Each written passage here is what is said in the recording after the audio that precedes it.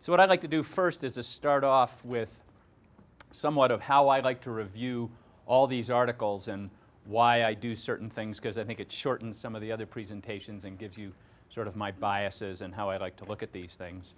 For those who have heard this before, I apologize for the repetition, but it probably can't hurt too much. I think, there's far too many articles in any of these things to actually review each one of them. So now that we've come down to asking a clinical question, what I like to do with all these articles is if there's a straightforward clinical question, there's a straightforward answer, I'll just give it to you. That's fair. I don't need to torture you with 27% of 485 and all that kind of stuff.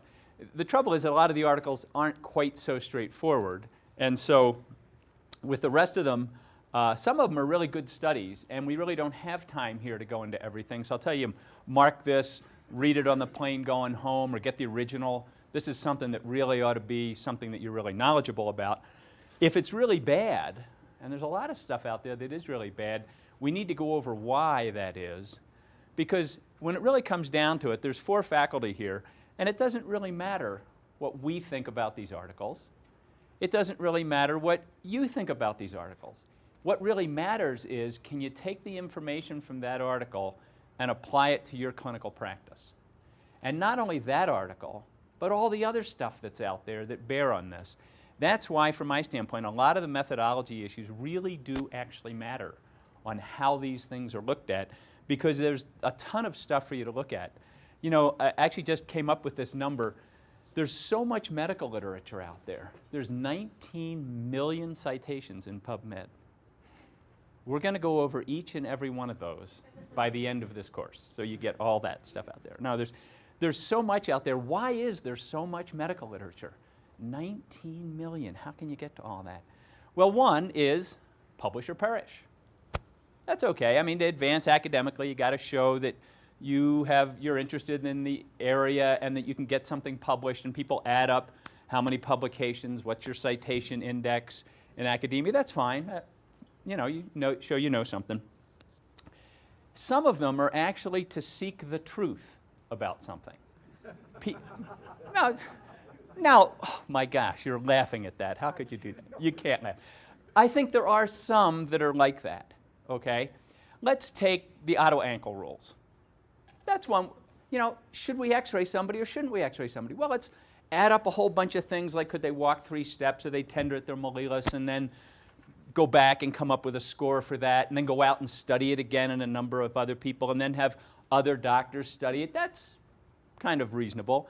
But actually, even when you do that, you selected those variables because you did what I think is the chief reason for doing and publishing a study. You think you know the truth about something. You really do think you know it. It's either your clinical practice or your knowledge of the literature, or, to take the dark side, you want to prove to somebody else that they should be doing something else that either benefits you or benefits a product or a drug or something like that. So even when you think about the auto ankle rules, which I think are a great way to do things, how come you picked 3 steps? Could you pick 5? Could you pick 2? How about if you just looked at if they come in more than 2 days later? I always think about that. I think, well, if you broke your ankle 2 days ago, how are you getting around on it? Should I not even x-ray this one? And then you occasionally, of course, you find things. So I think the reason is that you think you know the truth. So if you want to demonstrate to people the truth about something, you have to do what's called optimally exposing the experimental variable. You want to have that truth stand out in your data, so you have to design a study to show it.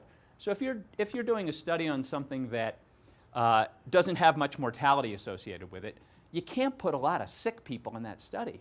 A couple of them are going to die. And then your study's not going to show the right thing. Conversely, if you're talking about something that really saves lives, you got to have sick people in it. Otherwise, you're never going to show a benefit for mortality. So then can you take that study and apply it to the non-sick people? That's the trouble with a lot of this kind of stuff. So when you design that study, it can be done to optimally expose the experimental variable. That can be done to an extent that's extreme, which is what I call gaming the study. We have one in here that I don't think we'll go over this year, but they wanted to prove that their drug was as good as a narcotic for pain. So what did they do? The narcotic was 25 milligrams of Demerol. Well, ice water is as good as that, So That's when it goes to the extreme of gaming the study or only studying certain groups that you know are going to bring it out. The other one is to do what I call spin doctoring, where they'll go and they'll find something good to say about the study in the abstract, even though if you really read the article, it doesn't really actually show that. And then the last one is that good studies are hard to do. I mean, a really good study is really hard to do. It's expensive. You need to jump through a lot of hoops. You got to do it for a long period of time. You got to have the right statistics. And that's tough. We don't have all that much money out there. So then you do what I call just take a look at the data you already have, the observational study. You know, you have a database of everybody in Medicare and their discharge diagnosis. So let's just look at that. Well, the trouble with that is, and I think the way you ought to think about all the studies that we're going to do for the next 5 days is do two things whenever we're presenting a study to you. One is to say, for this clinical question, how would I design that study? How would I do that? Then look at what they really did. And sometimes you'll go, God, that doesn't work out for me. Or the other thing to always look at is when we give, you know, group A, group B, or several groups, to say, are those groups really equal but for the experimental variable? Or could there be some other reason that they're different? So with that going on, I'm going to go, there's one article in here that I think has some great methodology stuff, but otherwise, let's start off with the influenza in 30 minutes. It's interesting, today just on the ASAP website, there's 3 articles about influenza. 1 in 10,000 Californians who gets H1N1 dies. 1 in 13 million who get immunized die. The public doesn't really care about it anymore. They think it's gone, so nobody's really getting immunized. How many in here before this year routinely got influenza immunization? Good, good, because that's not the case. These first couple articles here, maybe 15 to 40% of healthcare workers get immunized to H1N1, get immunized to influenza in the US. The other big thing I need to mention here, and I've put it in the article here because I wrote it several times, all of what we're going to talk about, except for one article, applies not to H1N1. All these articles are the old A and B stuff. So there's some stuff now on newer things, but everything is not specific to the H1N1 that we're dealing with now. So the first issue is healthcare workers don't routinely get immunized. Probably no other science to that. How about the issue of would it decrease absenteeism? You know, I took up in our own ER when we were talking about who's going to get influenza vaccine first. You know, in my ER, if one nurse calls in sick, we're in trouble. I mean, there's lots of things that are more problematic. If 2 of our docs who work most of our midnights got sick, oh, geez, that would really be bad. So that's why we put the arm on everybody, you know. It doesn't matter what for the patients or your family, you got to be showing up at work. And so actually there's a study in here where they looked at if people got influenza immunization, 28% decrease in lost time from work from respiratory infection. A little non-specific. It's not specific to influenza, but it probably does work at keeping healthcare workers at work. Starting with here, abstract number 4. This is what I call an opinion piece. This is another way to get your name in the literature. Just write out what you think. And this guy says, we don't need informed consent to get immunization. And it's a barrier. Some people have to sign this informed consent thing. I think that's always been true. Informed consent in emergency medicine has never been an issue. Informed refusal has been an issue. But informed consent never gets looked at, never gets tried. I thought he made an interesting thing. You don't have to have informed consent to get an antibiotic. And that can have side effects. So anyway, take that for what it's worth. So if immunization is a good thing and it prevents illness, how about doing it in the ER? And what they looked at in a survey here was 50% of high-risk patients that came to the ER, you know, high risk for getting complications from influenza, hadn't been immunized. And of those people who were asked, about 60% said, yeah, I'd take a flu shot if you gave me the flu shot. And then they surveyed the doctors about whether they would actually do that. Most said, yeah, they'd be willing to give people some flu shots if they were at high risk. A bunch said, no, you know what?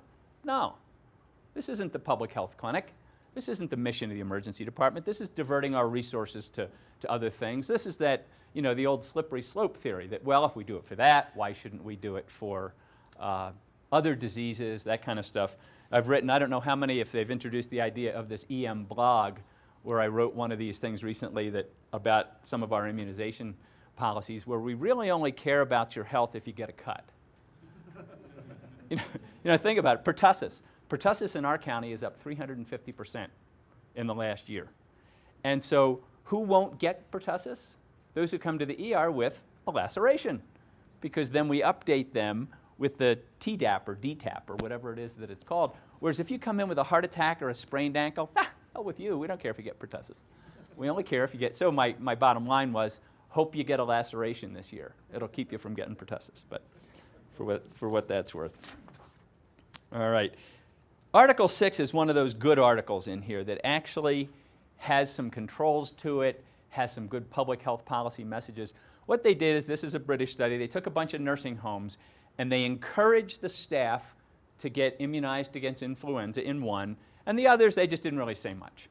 And so when they encouraged the staff to get influenza, about 35% got immunized, and when they didn't really do anything about it, 5% got immunized. Then they looked at how often the residents of the nursing home got sick with influenza-related illness and death. And it really worked. I think numbers needed to treat to prevent influenza were 4.5, and numbers needed to treat to prevent a death was 8. So that makes the case, the public policy case for why healthcare workers should get immunized. Not so much for them, because most of us are pretty healthy, and we're not going to die from H1N1. It's the old folks. Now, maybe this doesn't apply to H1N1 because now the mortality has shifted into other age groups, but I think this is one of the few studies out there that can really make a informed public policy. And really, that was even at 35% immunization rate, not even 60, 80, 90% kind of thing. All right. So the next one showed it didn't actually do all that much for influenza in the nursing home patients, but 92% of those, this is a French study, already were immunized to the flu. Well, again, you're not going to show an effect in that population. Then the next issue is, because when people get the flu, old people get the flu, they get other complications. They die of other diseases. It's stress on them, and heart attack and pneumonia and all that kind of stuff. So does giving influenza vaccine to the elderly prevent other illness, all-cause mortality or cardiovascular mortality? Well, there's a couple of studies in here that say, yeah, it probably does. Okay? Again, these are not controlled, so what can be the problem with that? Does the doctor who gives their patient influenza vaccine also look after their health care more conscientiously? So that's where I go back to are those two groups really the same but for getting a flu shot? No. Or are they more conscientious about their own health care and all that kind of stuff? But that's as good as that data is going to show us, that there's probably a small decrease in all-cause mortality. I'm not sure it's cause and effect. All right. How accurate is the clinical diagnosis of influenza? Now, this is really sort of meat and potatoes, emergency medicine, relevant kind of stuff. Well, the first thing you have to ask is, what's the gold standard? What do you mean, how good is the clinical diagnosis? What are you going to compare it to? And the comparisons go from culture, nasal, or nasopharyngeal, or both, to PCR, okay, polymerase chain reaction. So it depends on what you look at, and that's kind of the biggest issue. So this is looked at in various ways, and you always have to take that gold standard to look at it. There's one way to look at it, which was number 11 here. Let's look at all the kids that had influenza. They had culture-positive influenza. What were their symptoms? This really gets back to, do kids with influenza have different things than others? So of this study, only 50% had no fever, okay? 40% had headache, 13% had myalgia, 77% had cough, and 78% had a runny nose. And if they were under the age of 3, 86% had a runny nose. So what information can you get from something like that? Well, not everybody with flu has fever. A lot will have runny nose. But to me, it doesn't help me in evaluating somebody who comes to the ER. I mean, what percentage of kids under 3 have a runny nose to begin with? 110%, something like that. I mean, so it doesn't, so yeah, it kind of informs you that you don't always have to have fever. It would be much better to study a great group before you did the testing to know how positive those were. Not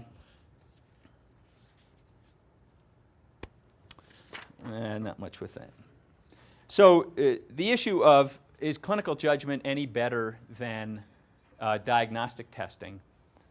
It all depends on, what do you think? Prevalence in the community. If you're in an influenza epidemic, and one of these studies in here, where 75% of the patients with a flu-like illness, cough, fever, myalgia, had influenza, how good were the docs at just clinically diagnosing influenza? 75% of the time. They got it. So in the midst of an epidemic, if somebody walks in with those symptoms, they got the flu. It's as good as or better than the influenza testing. Once you're not in the influenza season, then sorting out those people, clinical diagnosis is not nearly as good because, of course, there's other things going on. So that's about all you're going to do. The other thing that goes in every one of these studies about how good is clinical judgment versus testing comes up with the issue of external validity. Okay, so the docs in this ER in Alabama or Georgia or Great Britain were good at diagnosing or not good at diagnosing influenza. What does that mean for me? So those things that I find difficult to apply. Next issue here just reminds us that just because you're in the influenza season doesn't mean all the other viruses took a break, And one thing they had there, respiratory syncytial virus, RSV, just as prevalent in patients who come in during the influenza season, so it's really not perfect. So how about, what's the literature say about the sensitivity and specificity of the rapid flu tests? So again, what are you measuring them against? Is it against culture? Is it against PCR? Okay.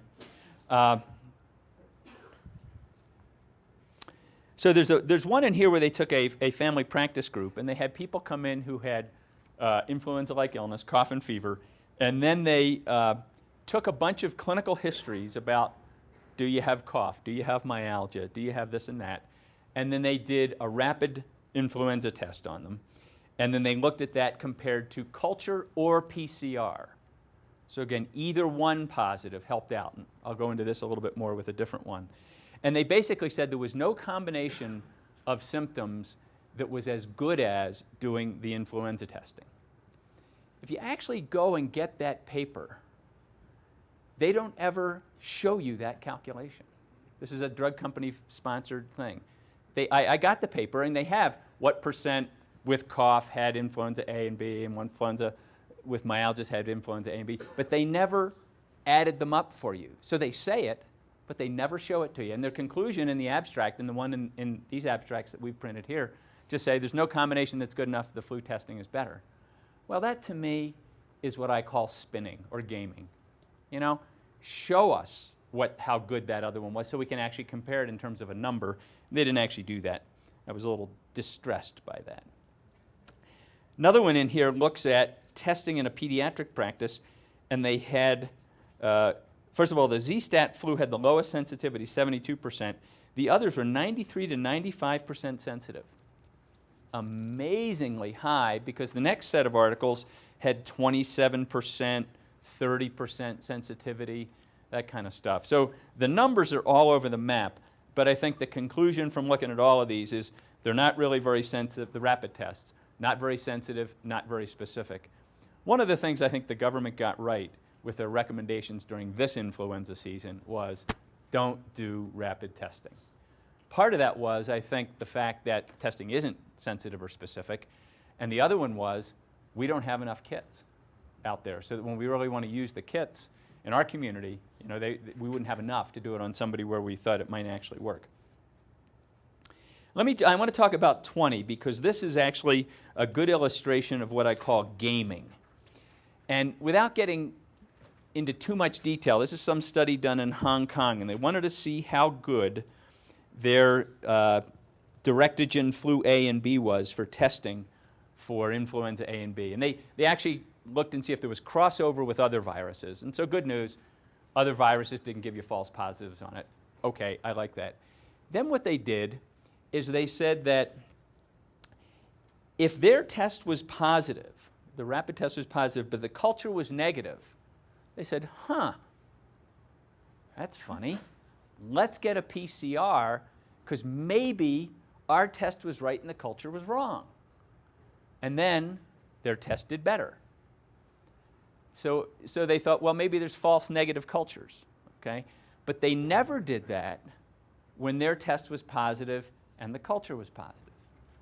They didn't somehow need to do that. So they came up with numbers that are,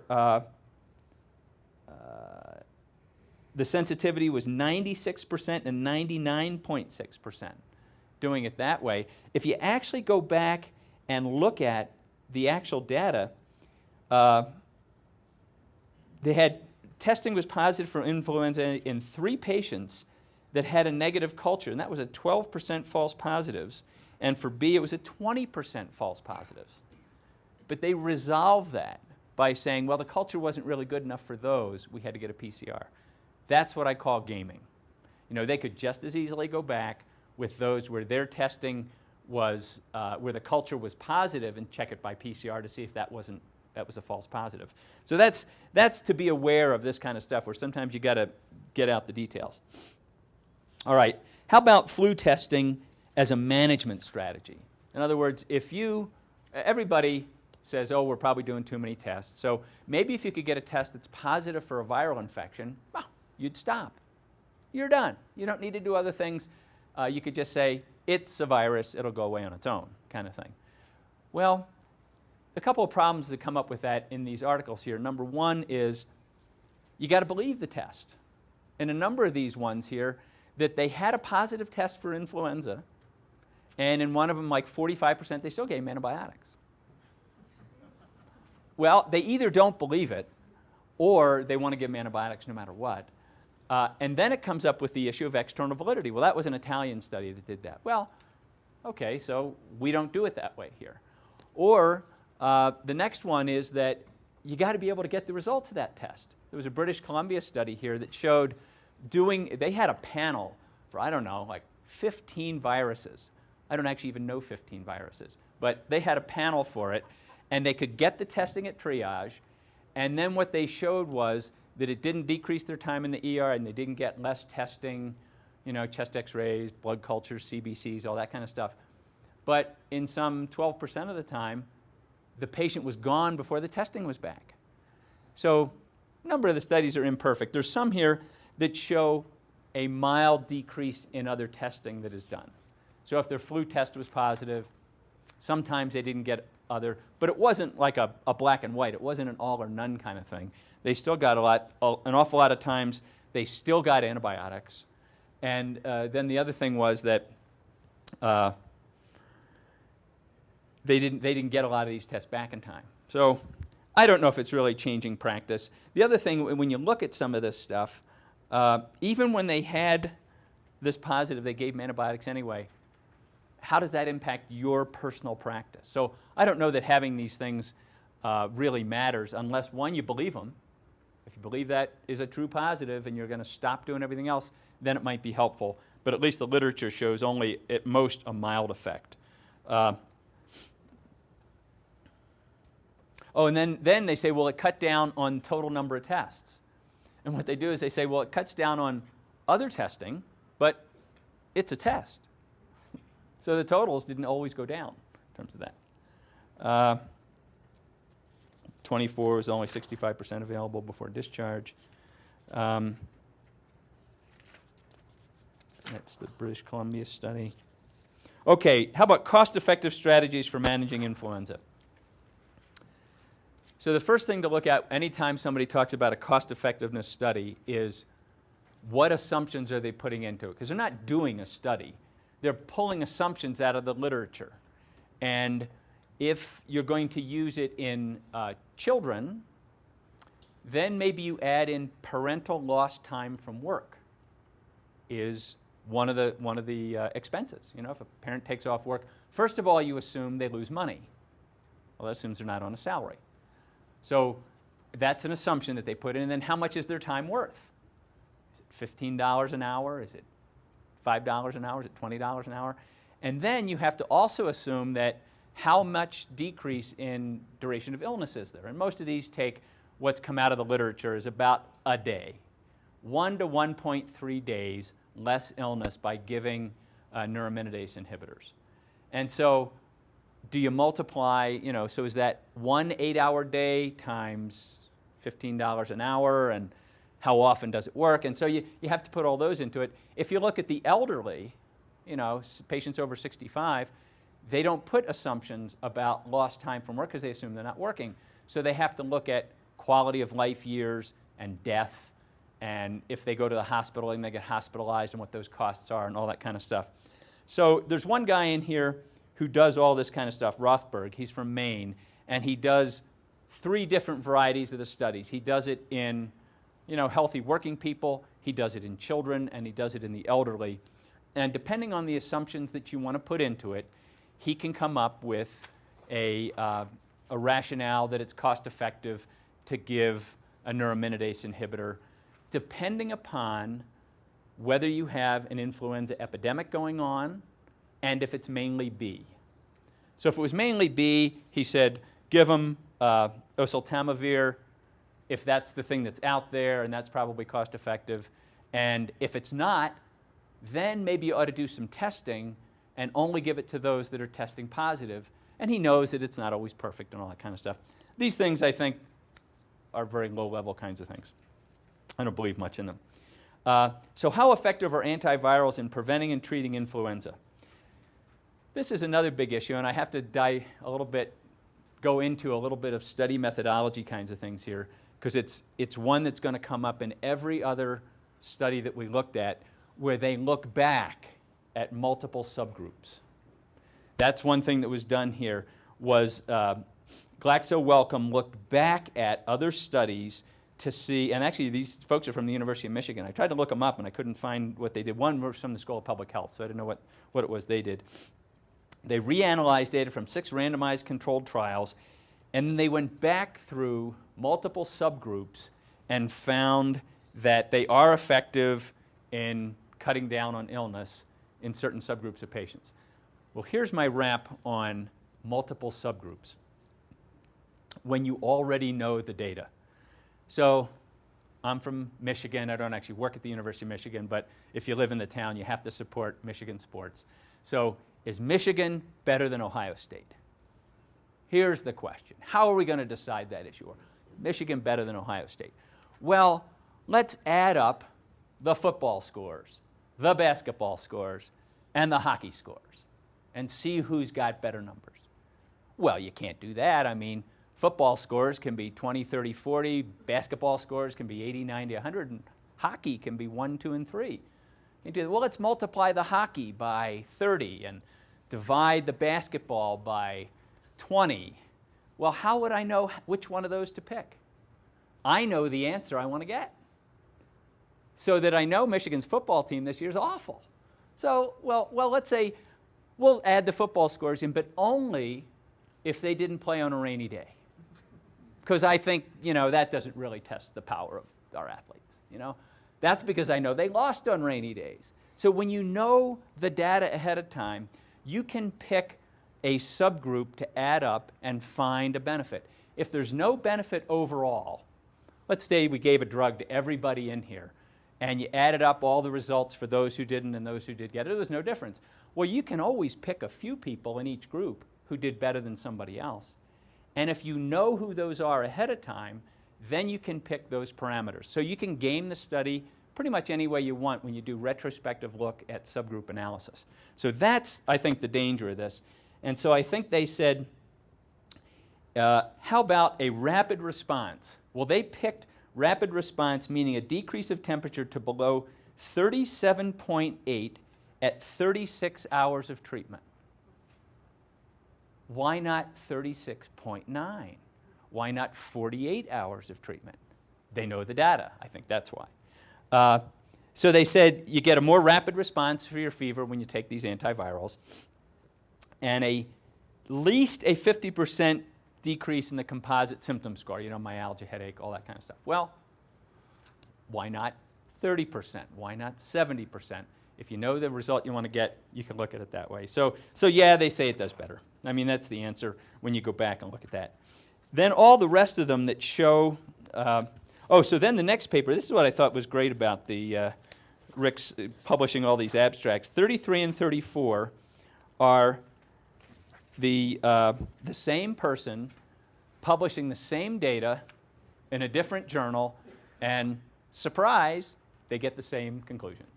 That was good. That's why there's 19 million references in PubMed, the redundant stuff. But then all the rest of them here have the published on behalf of the zanamivir study group.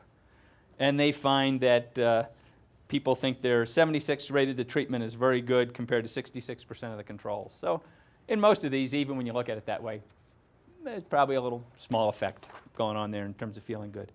Let's see what else here. Oh, how about preventing experimental illness? Actually, I sort of like this study, although I don't know how much it applies. What they do is they shoot influenza virus up your nose, and they either give you a neuraminidase inhibitor or they don't. They either pre-treat you with it, or they give it after a while. If they pre-treat you with it, nobody got ill. If they post-treated you with it, far fewer got influenza that way than not. Is that comparable to the way in which we get influenza? I don't know, but it's an interesting gee whiz kind of thing.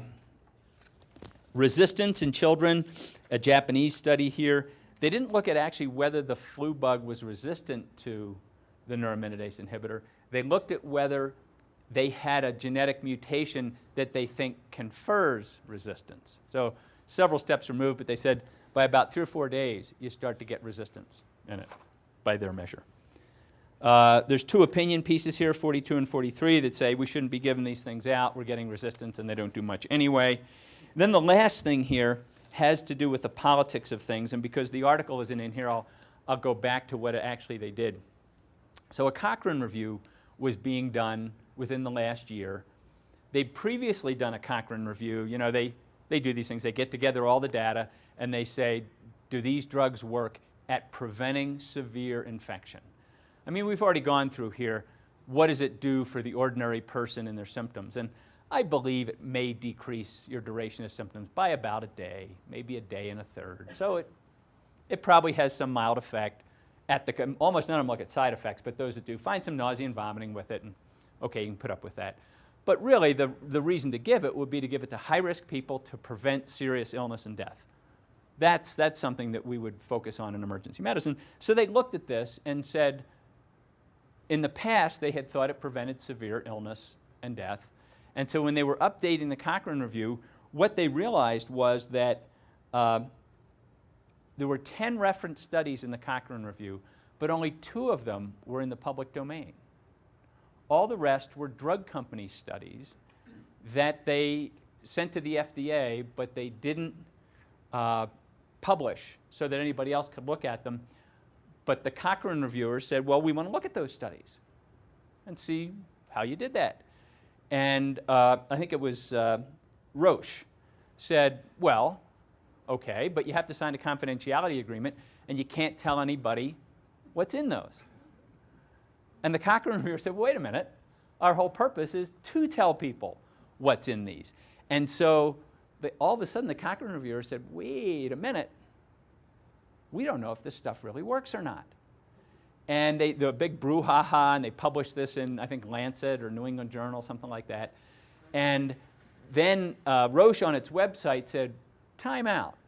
The subjects that we enroll in our studies do it with the understanding that we are going to keep their information confidential. So if somebody's not going to sign a confidentiality agreement, we can't give you this data. I think that's sort of a bogus argument. We're not asking for their name. You know, we're asking for how you did the study and what it showed, and I don't think you promise people that we won't tell you the mean duration of illness or, whatever it is there. So that's kind of where it stands. They also reference one study that is out. This is the only study in this whole talk that actually applies to H1N1. New England Journal published a study in November of last year, and they looked at people hospitalized with H1N1. And what they found was those who had been given the antivirals earlier in the course than later in the course did better. They had less mortality. So they said, this is evidence that it prevents serious infection. And they recognize that's not, rocket science, world-beating firm evidence, but it's as good as they've got. So they said if they got it early, they did better than if they got it later. So then back to my original mention here, do you think those two groups are equal in every other way? Maybe the people who got it earlier had a doctor who was more attuned to it, so they were more attuned to other things. Who knows? Who knows what they are? That's the level of the evidence right now that says that it might be better in preventing serious infection. And it's observational data from this kind of stuff. People aren't going to do a controlled double-blind placebo trial on real sick patients getting admitted to the ICU with what you think is influenza and withhold it from half. I don't think that's a possible study right now. So that's as good as it gets. All right, I will leave off there. I've got the key points and recommendations that I think I've covered in there. Questions? Yeah?